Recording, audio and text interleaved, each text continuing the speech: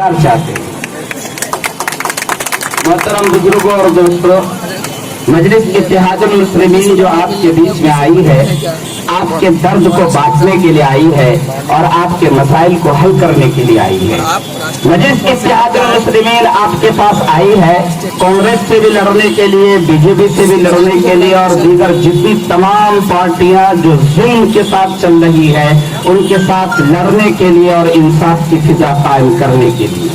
लिहाजा ये कांग्रेस का जुल्म है जिसने आपको इस हाल में खड़ा कर रखा है, ये बीजेपी का जुल्म है जिसने आपको इस हाल में खड़ा कर रखा है, ये दीगर सेकुलर पार्टियों का जुल्म है जिसने आपको इस हाल में खड़ा कर रखा है। अब आप बेदार हो जाइए, आप सोए हुए शेर हैं, आपको जागने की जरूरत है। मैं आपको बता दूं कि जब मुल्क आजाद हुआ था, हजरत मौलाना हुसैन अहमद मदनी रहमतुल्लाहि अलैह, हजरत मौलाना हिब्दुर रहमान सिहारी रहमतुल्लाहि अलैह और हजरत मौलाना अबुल कलाम आजाद रहमतुल्लाहि अलैह और इनकी तरह उस वक्त के जितने अकाबिरीन थे, कांग्रेस के बड़े बड़े लीडरान के साथ बंद कमरे में बैठकर ये बात तय किया था कि आप हमें कानूनी प्रोटेक्शन देंगे, आप हमारी हिफाजत करेंगे, हम कोई सियासी पार्टी बनाने नहीं जा रहे हैं और हम आपका साथ देंगे। लेकिन मौजूदा तारीख ये बताती है, वक्त और हालात ये बताते हैं कि कांग्रेस ने आपको बेचा है,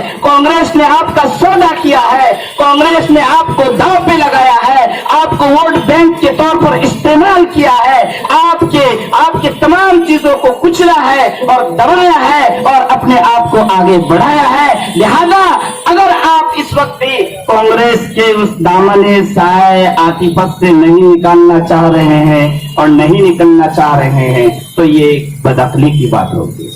ये बदफहमी की बात होगी, या आपके नजरिए के कमजोर होने की बात होगी। कांग्रेस अभी एक ऐसी पार्टी है जनाब मोहतरम जो खुद अपने आप को नहीं बचा पा रही है, तो वह आपके और मेरे मसाइल को किस तरीके से हल कर सकती है। इस वक्त अगर आपको बचना है,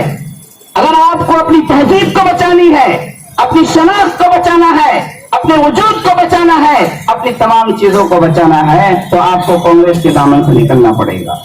आपको एक ऐसी पार्टी को खड़ी करनी पड़ेगी जो पार्टी आपकी पार्टी है। कमरुल हुदा साहब, हमारे भाई अख्तरुल ईमान साहब, हमारे कायद असदुद्दीन उवैसी साहब आपके दरमियान आए हैं। एक